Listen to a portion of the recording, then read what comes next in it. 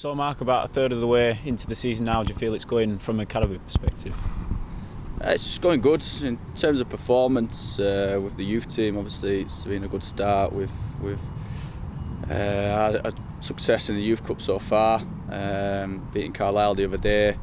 Opportunity for the lads to test themselves against a Cat 1 club in Stoke in the next round. In terms of development, we've obviously had Rhys Staunton in the first team squad. We've had players going out on loan, the likes of George and Elliot Goldthorpe, which has been a success so far. And yeah, you know, we've had a good start. So overall, you know, we're pleased with how we started. Good start in the Youth Cup, like you say. Obviously, that victory at Carlisle at the start of this week. How much was that enjoyed, not just by the players and stuff, but by the staff as well, to see everything coming to fruition? And then, you know, with a dramatic late winner like we enjoyed, was it, you know, enjoyed by the players and the staff and everybody else? Yeah, it was a good day. It was a great experience for the players. Like I said after the game, having under 16, you know, come onto the late in the game and scored a goal. It's great for the academy, you know, seeing them players step up and performing. It's what we want to see, and like I say, great for the lads, great for the coaching staff, you know, throughout the bottom to the top, who's worked with these players. So it was a good day, but you know, I've got to now work even harder and try and get through in the next round. And when you think about academy, you think about development and things like that, but to enjoy a dramatic late win, like we say, how maybe important is that for the players to get into good habits and winning habits, really, then when they enter the professional game? Hopefully when they do enter the professional game, they've already got them experiences behind them. Yeah, you know, I always say that, you know, you don't get development without success, and you know, the players need to learn how to win, especially when they get to 18s, 16s, 18s. They've got to learn how to win. They showed great desire and commitment to keep going right to the end. You know, I thought, you know, we looked the kind of the fitter, the stronger team going into the, you know, later stages of the game. So, you know, in terms of an S&C side, in terms of a psychological side for the players to keep going to the end, it was great to see. And a third round tie at home to Stoke, like you mentioned, a Category 1 academy. How much are we relishing that as a challenge? The players testing themselves against, you know, a challenge that they're maybe not going to come across this season in the Youth Alliance League. Yeah, you know, it's great for development, and that's what we're about. You know, having success in the league and etc. You know, it doesn't mean anything to us. It's more about development and pushing these players forward. So, you know, the lads have earned a opportunity to play against a Cat 1 club and to test themselves against these players, because, you know, ultimately that's who they're competing against. So, you know, the lads are looking forward to it. But we've still got, you know, games in the Youth Alliance League that they've got to concentrate on now. And back at home as well, like I mentioned, at the Utility Energy Stadium, we saw in the first round against Rochdale a couple of hundred fans turn up. How much of a boost can that be for the players, obviously playing in front of crowds? Again, like, you're not going to get in the Youth Alliance League. Do you think it brings the best out of their performances? I think so. They've got to be able to deal with that. We're playing playing with a lot of fans in the stadium, and the more fans we can get in the stadium for the next round, you know, it'd be great for the lads. But you know, they've got to be able to deal with them experiences. You know, Rhys playing in the first team at times. You know, George, Elliot, who's gone out on loan. You know, they've already experienced playing under fans. So, you know, hopefully their experience will help the rest of the group. Speak a little bit about the relationship with the first team set up. A lot's been made, you know, this season. Gary's been keen to stress, you know, that the gap wants to be a bridge really between the first team and the academy. Has he done that, do you think? Do you feel a good relationship with the first team set up, the coaches? Yeah, you know, the gaffer's been great from day one, from coming in. He's shown a real interest in the academy, in the youth team, in the players that we've got in the building. And obviously there's a Martin there who knows the club, you know, from bottom to top. So, you know, the relationship between us as staff is great, and you know, the staff know, we're always asking questions and know about the players we've got in the building, like I said. So, you know, it's only gonna help bridge that gap with them kind of speaking about the players, who's performed well, who needs to work on key areas of the game if they do have the opportunity to step up with the first team. So,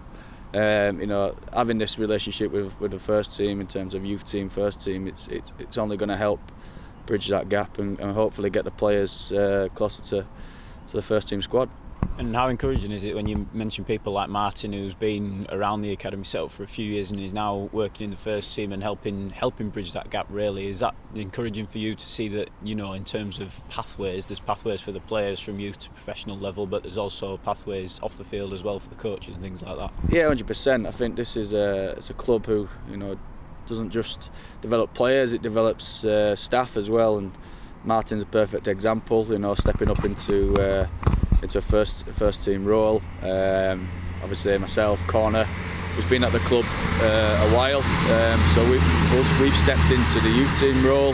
There's obviously Lewis Nightingale, who's come back into a head of coaching role, who's worked at the club. So there's continuity between the staff, and we're all going in the right direction. We all know how we want to develop these players. We've all got the same philosophy. And it's only going to benefit the players in that way. You mentioned Lewis Nightingale, obviously coming in earlier in the season. He's got experience here from before. How do you think he's come in and sort of not necessarily changing things, but how do you think he's done and worked with the rest of the coaches to provide ultimately a better setup for the lads to come in and train every day? Yeah, 100%. He's had a positive start since coming back. He's working with the 9s up to the 18s. He's working with the staff. He's working with the players.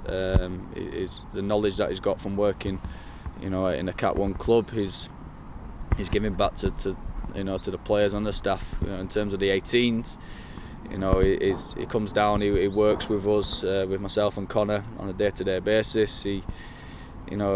He works with individuals, he works with units, and the more staff we have down on the field, on the grass, is only going to benefit the players. So, so far, Lewis has had a positive start on the whole of the academy. And that move obviously meant that Neil Matthews moved into the academy manager on a full-time basis. What have you got to say about him? Maybe his change of role. Do you think that's benefited him and benefited the academy as a whole? How do you think he's done in that? Well, again, there's progression. So Neil stepped up into that role. And there's continuity there. There's not somebody coming in from the outside and changing the whole of the academy and how we work. He's kept on trusting his staff to develop the players. The philosophy that we're looking to play from 9s to 18s he's helped guiding us with that, and he's obviously a knowledgeable person and helps the staff, helps the players again, and so far, it's been a good transition from head of coaching to academy manager for Neil.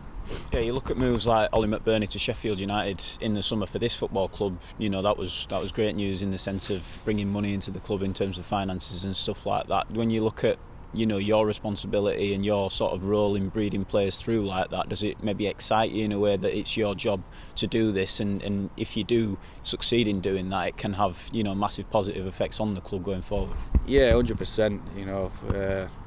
The lads are currently having a good youth cup run, and I did well in the Youth Alliance League last season, but that doesn't mean anything. It's about developing players and getting players in the first team. That's my role. That's what excites me in my role. If we can get players playing in the first team like a Danny Devine, like a George Kenworthy, that's success to us. Or if players move on to bigger and better clubs, like a Ollie McBurney, Andre Wisdom, that's our goal. That's what drives us every day, to develop these players. Yeah. And do you think that adds maybe a little bit extra pressure, a little bit extra motivation for you to sort of work towards, to strive towards, knowing that the job that you have as an academy coach can impact the club, further on down the line? Does that sort of, like we say, fill you with excitement and fill you with confidence to be able to go on and do these things that have happened in the past before? Yeah, 100%. I'm hoping that the next crop of players are going to kick on and be in the Gaffer's first team squad, or move on, and hopefully the financial benefits will hopefully help the first team as well. So it does excite me. It does excite everyone in the academy, and that's why we do it. That's why we work every day to try and to do the best for Bradford City. Looking forward then, obviously the youth team are on quite a decent run at the moment, unbeaten throughout the month of October. What are the goals then maybe for you on the pitch and in the academy setup in general for the rest of this season to work towards? Is it a case of developing the players as much as you can? Yeah, well, like you said right at the start about kind of bridging that gap from youth to first team, it's difficult. We've sending players out on loan this year, which has seen a huge kind of positive reaction in the players. It's seen development of them players who's gone out on loan. So that's one way we've looked at of kind of bridging that gap. And with that, players going out on loan and experiencing the men's game, it means that under 15s, under 16s are being tested and pushed up into the youth team, and at the minute they're coping. Harvey Rowe as an example the other day. They've had Daryl Ombang, the goalkeeper, who's only 14, who's played in the youth team. So it's looking positive in terms of the players we've got within the academy and the current youth team players. And then moving into the future even further, I guess next season and things like that, when we speak about the relationship that you've now got with the first team set up and the sort of gaps that Gary and his staff are trying to bridge, does that give us a clearer sort of insight into how we're going to approach the next few years and give us more of a long-term plan heading into next season and beyond? Yeah, 100%. The continuity having a gaffer here, obviously in the past couple of seasons there's been a changeover in management, so we're getting to know what the gaffer wants, what types of players he wants, what types of characters he wants within his squad, and that's only going to benefit us as coaching staff because we've got a clear kind of identity of what we're looking for in a player. So overall we've got to keep pushing these players and hoping that they do enough to get into the first team squad.